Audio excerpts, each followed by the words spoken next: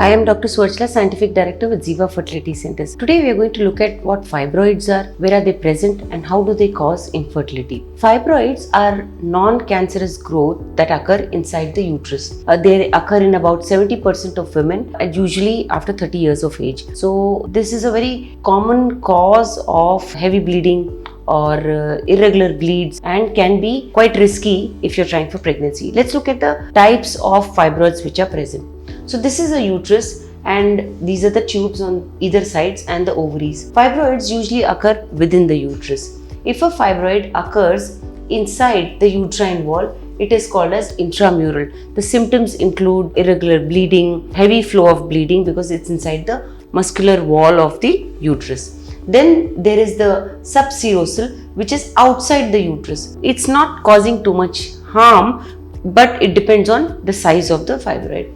Then there are submucosal ones, which are the most risky ones, which are present very close to the wall of the uterus, which is why they are pressing inside the uterus. They distort the shape of the uterine cavity and the endometrium, which could also cause a problem in implantation of the embryo. Then there is the pedunculated submucosal fibroid, which is right inside the uterus. This is very risky because it's inside the uterus and it can cause implantation issues, especially when the embryo comes there. Fundal subserosal ones are outside the uterus, so they're inside the fundus, but of course if they're too large, then they can cause a lot of discomfort.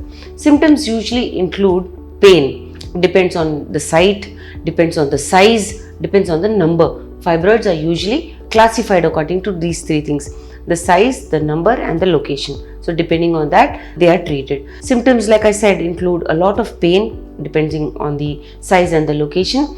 Then there is frequent urination depending on the size and whether they are pressing against the bladder. Then there is pain during intercourse. There is irregular bleeding, frequent bleeding, heavy bleeding depending on the size of the fibroid.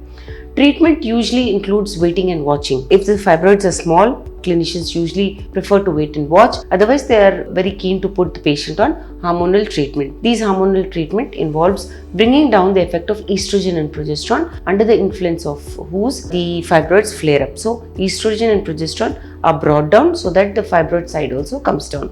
If they do not decrease, hysteroscopy is performed and these fibroids are removed, especially the pedunculated submucosal, which is right inside the cavity of the uterus. If you have fibroids and they are quite severe and you want to get pregnant, it's very important that you get analyzed, get diagnosed properly. Where are the fibroids, what is the size, how much damage is it causing to the uterine cavity, and then you should plan your pregnancy. If you wish to know more about this, please feel free to contact us. Thank you. A lot of effort has gone into making this video. Please like and subscribe us. Thank you.